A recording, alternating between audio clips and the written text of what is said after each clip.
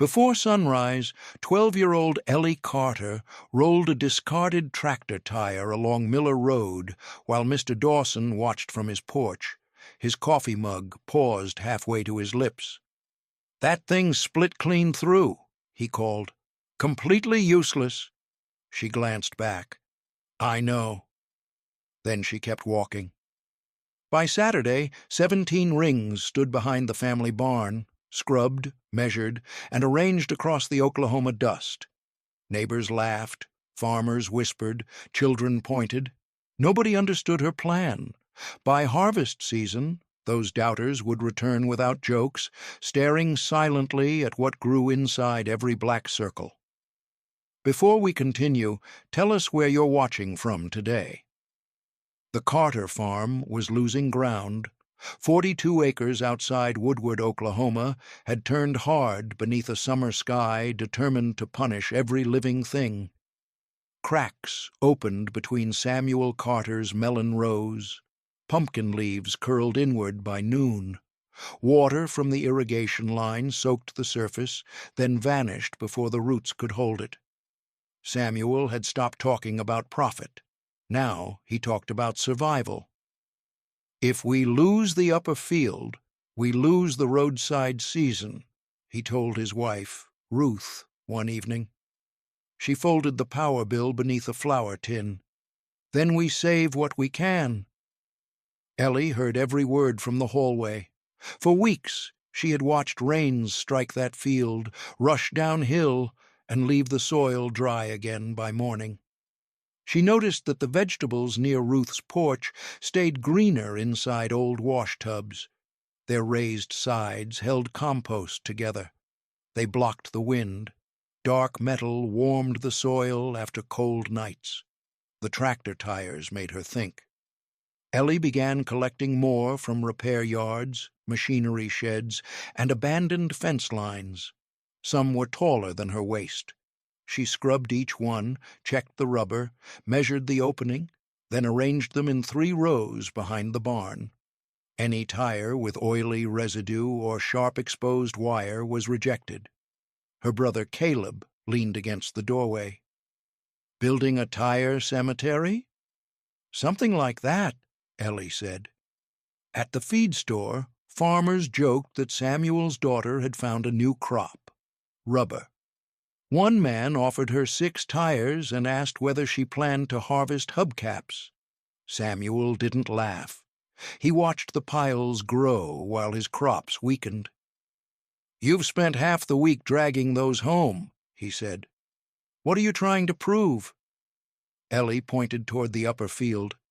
"Give me that dead corner until first frost." "For what?"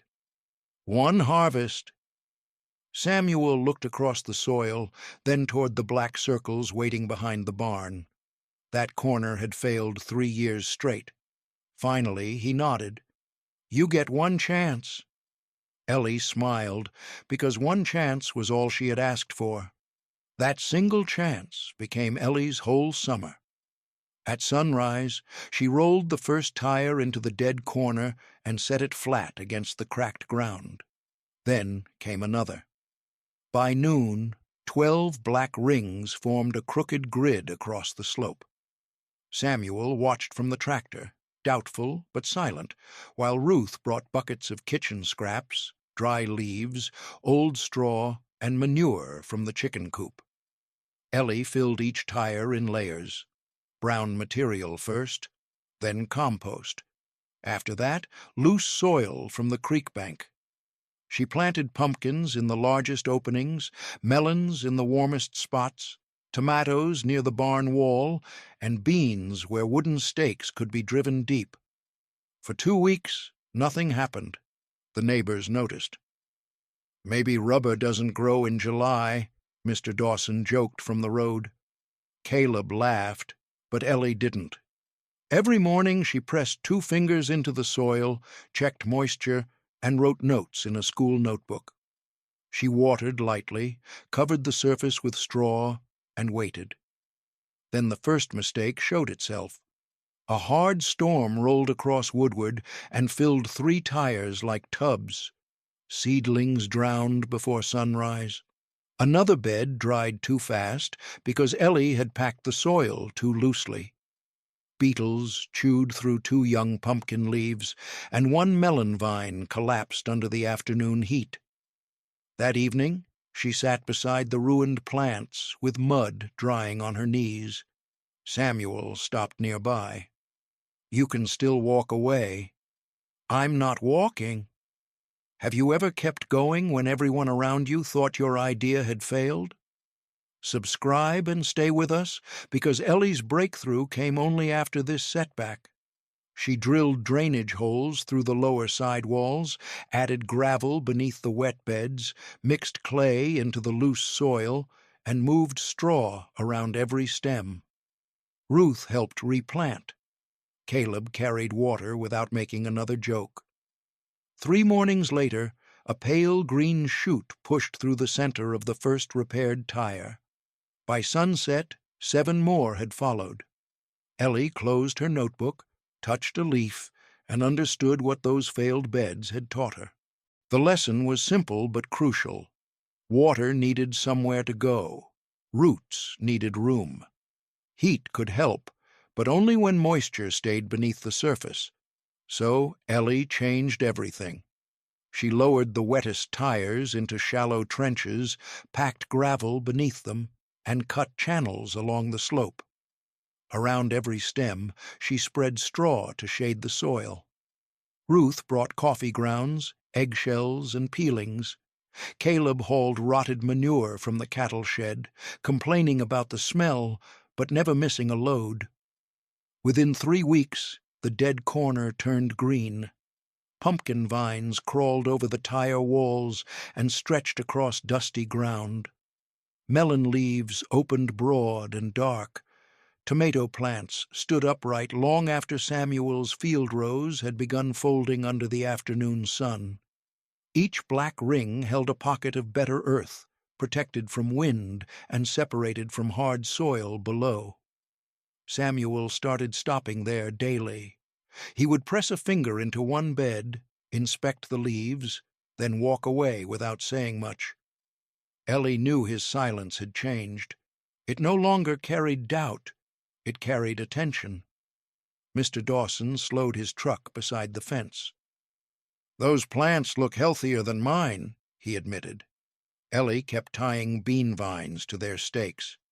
"They're holding water longer." Because of the tires? Because of what's inside them? That answer traveled through town faster than the jokes. Soon, people drove past slowly. Children leaned from truck windows. Farmers who had called the project foolish began asking Samuel whether Ellie used special seed. He always gave one reply: "You'll have to ask her." Then came the first real test. A week of dry wind swept across Woodward, pulling moisture from open fields and burning young leaves. Samuel's melon rows faded by the day. Behind the barn, Ellie lifted the straw inside one tire and found the soil beneath it cool, dark, and damp. For the first time all summer, Samuel smiled. "Looks like your patch is still alive." Ellie looked across the growing vines. "Not just alive," she said. "It's getting ready for harvest." Those words meant Ellie had to stop thinking like a child with a garden and start thinking like a farmer with a deadline. By late August, the vines had crossed every tire and spread into the paths between them. Pumpkins swelled beneath broad leaves. Melons grew heavy enough to bend their stems. Tomatoes ripened in clusters, while Samuel's main field produced barely enough to fill a single crate. Then Ellie cut open the first melon. Its flesh was deep red, sweet, and cold from the morning air. Ruth tasted one slice, then handed another to Samuel. He chewed slowly, looking from the fruit to the rows of black circles behind the barn. "This came from that dead corner?" Ellie nodded. The tires had done more than hold soil. Their thick walls protected loose compost from washing downhill. Dark rubber warmed the beds during cool nights, giving the roots longer growing hours. Raised openings kept vines above the packed earth, while straw slowed evaporation and made insects easier to spot. Each tire became a small field Ellie could manage by hand. That was the difference. Within 10 days, the family kitchen filled with produce. Pumpkins covered the porch. Tomatoes crowded every basket Ruth owned. Caleb stacked melons beside the shed until Samuel told him to stop counting. There were 83, too many for one family. Ellie painted a sign on scrap plywood: Carter Tire Bed Melons, sweet, local, fresh. They set a table beside Miller Road before sunrise. By noon, every melon was gone. A diner owner returned the next morning and asked for 20 more. Ruth sold tomatoes by the box. Samuel used the first money to pay the overdue electricity bill, then placed the remaining bills in Ellie's hand. Mr. Dawson arrived last. He removed his cap and stared at the harvest spilling across the porch.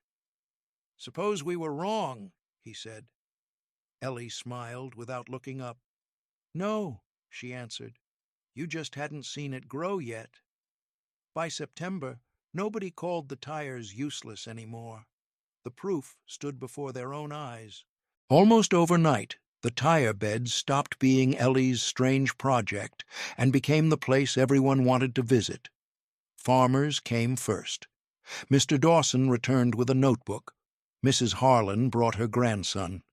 Even men who had laughed at the feed store stood beside the rows, asking how deep she filled each tire, how often she watered, and why some vines grew better. Ellie answered every question. She showed them the gravel beneath the wet beds, the straw packed around each stem, and the compost layers that held moisture above ruined ground. She warned them never to use tires stained with fuel, contaminated by chemicals, or exposing sharp wire. Every container in her garden had been cleaned and carefully checked before planting. Samuel listened from the porch, arms folded across his chest. Months earlier, he had thought she was wasting time. Now, farmers were taking advice from his daughter. That autumn, the Carter family sold pumpkins to a church market, tomatoes to 2 diners, and late melons from a roadside stand that stayed busy every Saturday. The money did not make them rich, but it covered seed, repairs, and enough irrigation pipe to protect the main field the following year. Ellie used her share differently. She bought gloves, hand tools, and packets of seed for the local school. Then she helped students build a demonstration garden from reclaimed materials behind the agriculture classroom. Old tubs became herb beds, broken pallets became compost bins. Nothing useful was thrown aside without being examined first. The laughter faded because results had replaced it. Years later, people still told the story of the girl who rolled tractor tires down Miller Road before sunrise.